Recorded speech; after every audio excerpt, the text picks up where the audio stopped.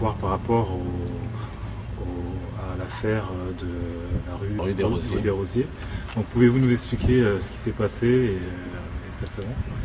Comme tous les médias l'ont relayé depuis un bout de temps, nous sommes déplacés à la rue des Rosiers, non pas comme le déclarent certaines sources AFP pour casser du juif, mais pour rechercher des milices que sont la LDJ et le Bétard qui depuis des années d'une part agressent en toute impunité les personnes qui sont en opposition avec leur idées, mais surtout qui ont agressé des Noirs lors des manifestations en commémoration de la mort de Ilan Halimi. On l'a dit, on le répète, quand quelqu'un marche sur les pieds des Noirs, contrairement à des gens qui, à un moment donné, pensaient que la tribu est dans une logique de parole, nous on est dans une logique d'action, même si beaucoup commencent à le découvrir aujourd'hui.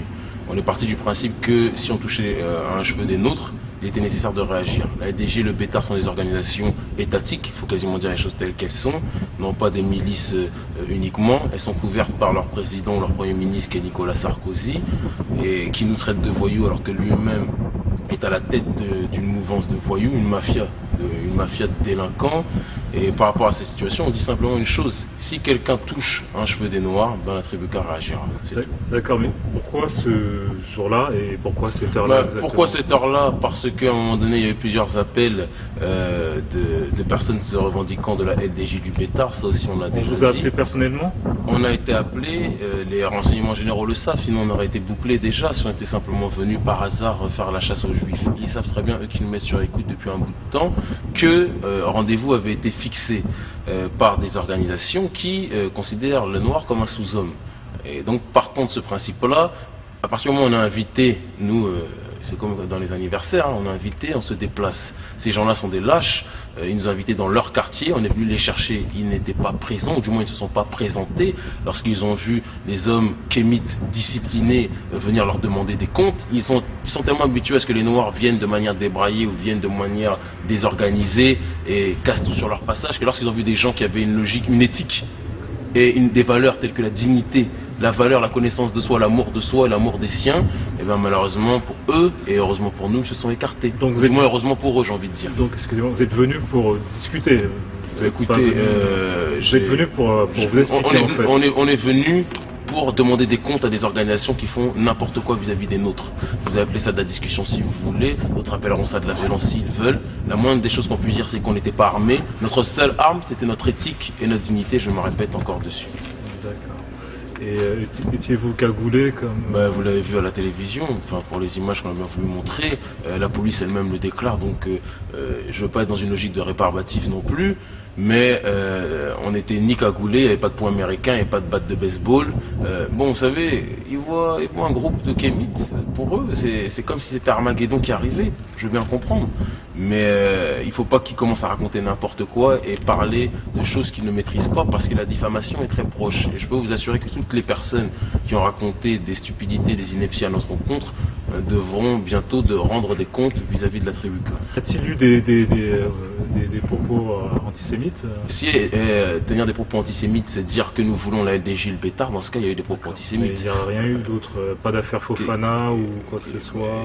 Est-ce que ça serait antisémite de dire affaire Fofana? De dire que, même si ça n'a pas été le cas, lorsqu'on a écrit un texte, parce qu'aujourd'hui, puisqu'ils savent qu'il n'y a rien eu lors de la journée rue des Rosiers, ce qu'ils veulent faire, c'est se rattraper à une branche qui est quasiment cassée pour eux, malheureusement, en disant qu'on a soutenu Youssouf Fofana et qu'on a parlé de découper les papillotes des rabbins. Je répète qu'on avait dit, mais là aussi beaucoup de gens le savent, qu'on avait demandé un procès équitable à Youssouf Fofana comme pour n'importe quel individu. Parce que déjà, une société, une nation qui est criminelle de par son essence, qui se permet de juger des gens qui, pour l'instant, jusqu'à preuve du contraire, sont nés dans un peuple qui est à l'heure actuelle opprimé. Donc même s'ils commettent des crimes, je pense qu'ils devraient avoir plus de retenue par rapport aux exactions qu'ils effectuent. Maintenant, pour revenir à nos affaires, parce que, ce qui concerne la rue des Rosiers, le nom de Fofana n'a jamais été évoqué, le nom des Juifs de manière générale n'a jamais été évoqué, chose qui aurait pu être le cas quand on sait que spirituellement, culturellement, historiquement parlant, les Juifs ont une lourde responsabilité vis-à-vis de la situation des Noirs. C'est une réalité, de par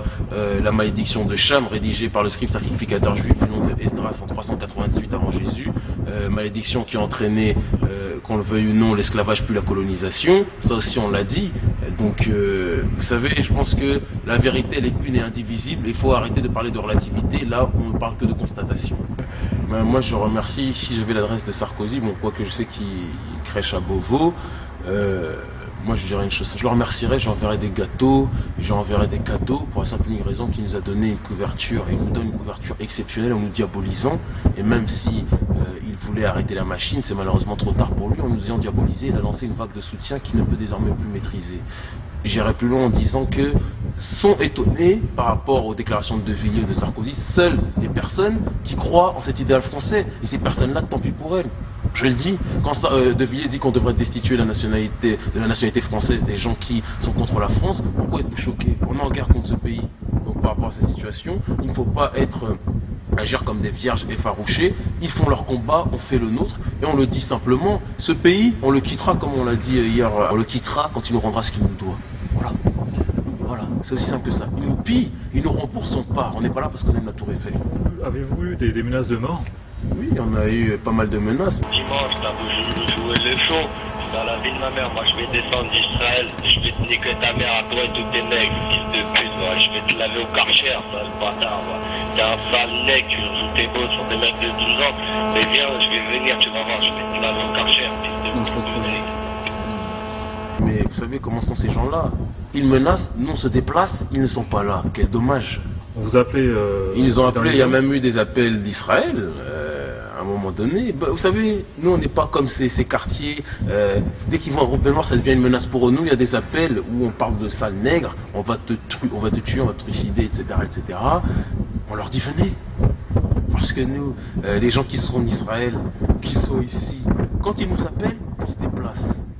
Ils sont trop habitués à ce qu'ils en fassent d'eux des gens qui parlent de la connaissance d'eux-mêmes, qui parlent de défendre le peuple, mais qui sont en réalité des peureux, des gens qui sont la honte de leurs ancêtres, mais c'est certainement pas le cas de la tribu K. C'est une réalité. Encore une fois, ceux qui croient au Père Noël, bon, je les laisse y croire. C'est normal qu'ils aient les larmes qui coulent aujourd'hui sur leurs joues en parlant de 2 poids 2 mesures. C'est aujourd'hui qu'ils découvrent que le kémite, du moins en tout cas on va parler dans sa globalité, même pas parler de la spécificité kémite, mais le nègre, le noir dans son ensemble est considéré comme un sous-homme. Quand on ne fait pas peur à un système, ce système vous marche sur les pieds.